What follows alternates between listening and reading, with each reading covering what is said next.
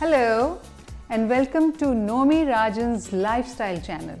This channel is all about eating and losing weight. Isn't that nice?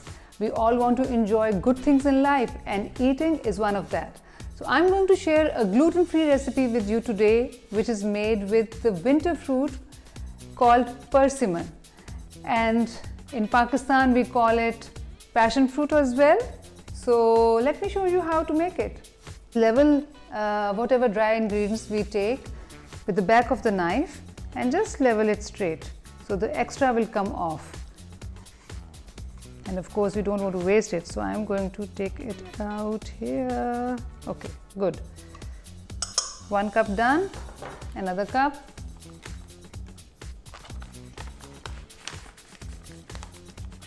We should always try to have the fruits which are according to the season. So I saw this recipe and I just changed a few things, made it gluten-free, and I'm using cane sugar and because I feel that a little bit of change really makes a difference in our health, and you know, health is wealth. That's what I feel.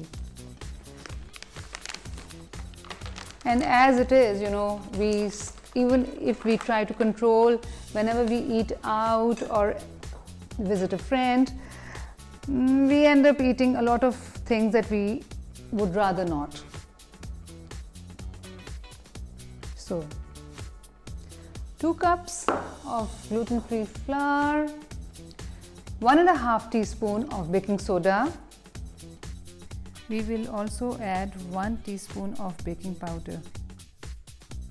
Measured 1 cup light brown pure cane sugar, and now I am adding 1/4 cup more. You know, in baking it is all very important to put the exact measurements, but sugar I usually reduce a bit. And you know, this fruit persimmon is quite sweet. So when we add sweet fruits, we can actually reduce the sugar that we are adding to the recipe. Now we'll just mix it nicely so that all the dry ingredients are nicely mixed. And then we'll get to our wet ingredients. Now I'm going to add all the liquids together: butter, eggs and vanilla.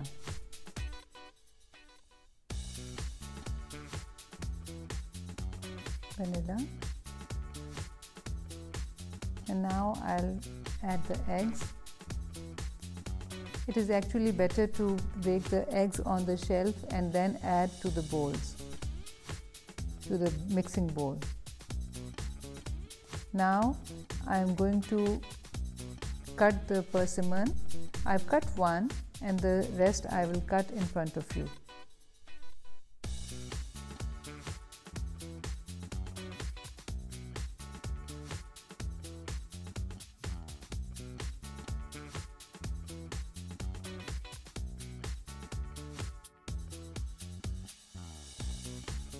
Just mash it nicely with the potato masher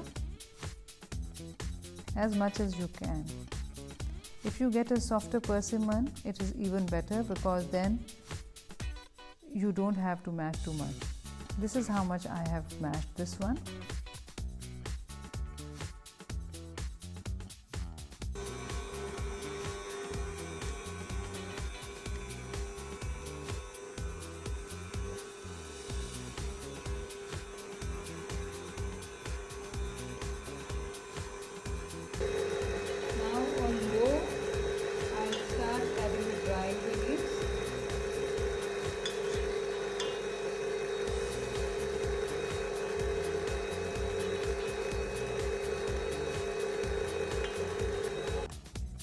Mixed it just until it all gets together. No need to mix too much, and just before adding it to the pan, I'm going to add 1.5 cup of walnuts. You can add walnuts, you can add pecans or any other nuts of your choice. And now just mix it, and then your cake is ready to go in the pan. And I just tasted it. It is yummy. Do try it.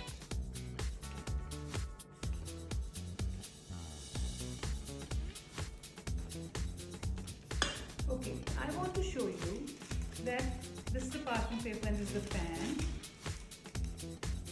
Now we just take the circle,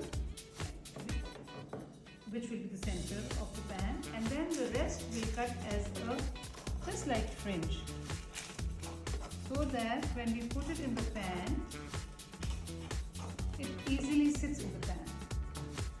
A glue, just put it here, touch this, put it here, and this will stick.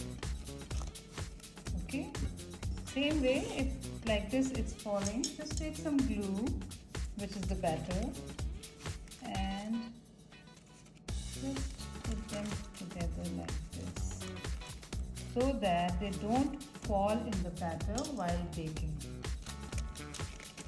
And pan is ready. And this is coming again and again. Maybe it needs more glue.